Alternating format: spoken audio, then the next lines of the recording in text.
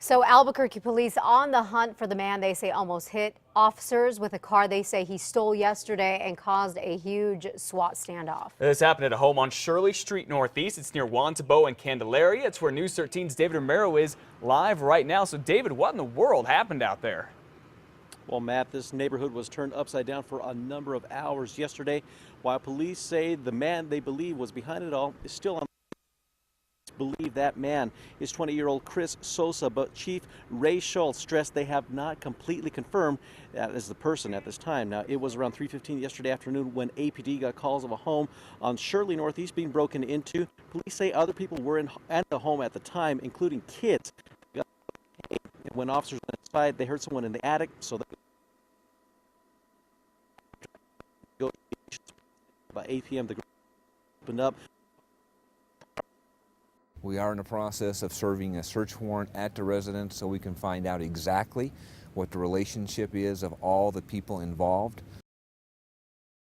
We apologize there. We're obviously having a little technical difficulties. Now, investigators say that Chris Sosa could be facing charges of aggravated assault with a vehicle and other charges if indeed he was the man inside that home.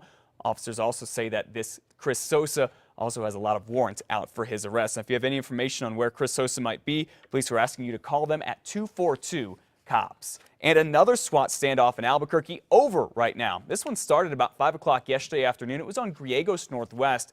Police say they thought that this man, Peter Baca, had a weapon and would not come out of a home. They wanted him because he had an outstanding warrant. Then about 10 o'clock last night, 5 hours after the standoff started, Baca did walk out and was arrested.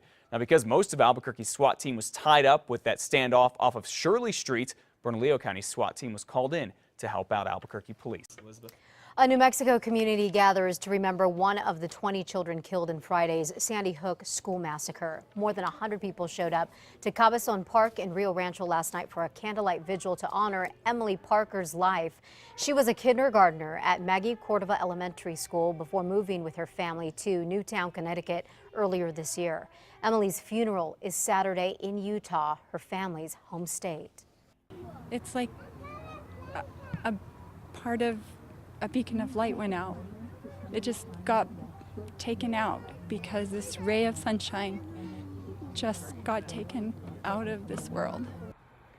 Now, you should know that in the Albuquerque area, APS has sent a letter home with all students giving parents advice on how to talk to their kids about this tragedy. APS plans on meeting with police after the holidays to talk about security.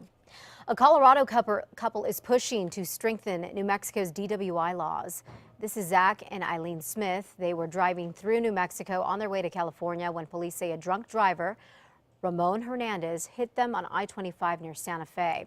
Eileen was 7 months pregnant and had to have an emergency C-section. The baby, who they named Dimitri, died after he was born. The Smiths are joining Governor Susana Martinez in urging lawmakers to approve tougher penalties for drunk driving, touting a bill she calls Dimitri's Law. There has to be fear that their sentences are going to be real, they're going to be long, and that there aren't going to be these roadblocks. The law would increase jail time for a fourth DWI from 18 months to 30 months and get even tougher from there. Hernandez, by the way, is scheduled to be tried for vehicular homicide next month. A trial for this man accused of causing a deadly drunk driving crash last year in a case that's become quite controversial should continue in just a few hours. Investigators say Juan de Dios Cordova veered into oncoming traffic near Chimayo on Memorial Day weekend in 2011 and killed Mark Wolf. Cordova's pickup truck, the one you saw there, was supposed to be a key piece of evidence in the case, got destroyed after that, and state police blamed that on the Rio Arriba County Sheriff's Office.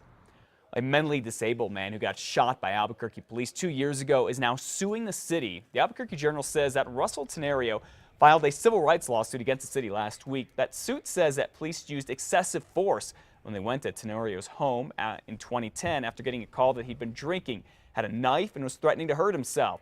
An officer shot Tenorio, saying Tenorio would not drop that knife. This is the second lawsuit to come out because of that shooting.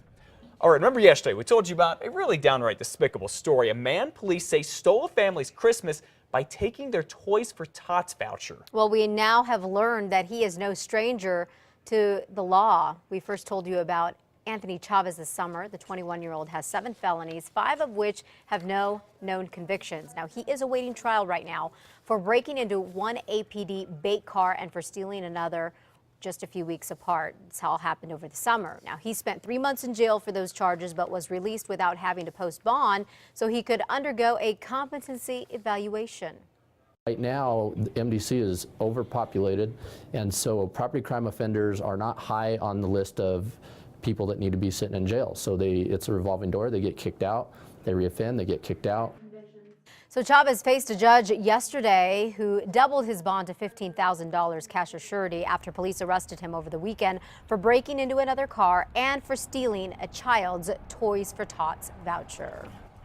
A former Albuquerque police officer whose wild behavior was caught on police lapel camera video after being arrested for drunk driving is in some trouble again. Well, we're doing our job. You guys are treating me like a criminal. We're treating you like everybody else, April. Oh, okay? yeah, I know. You're treating me like any other criminal.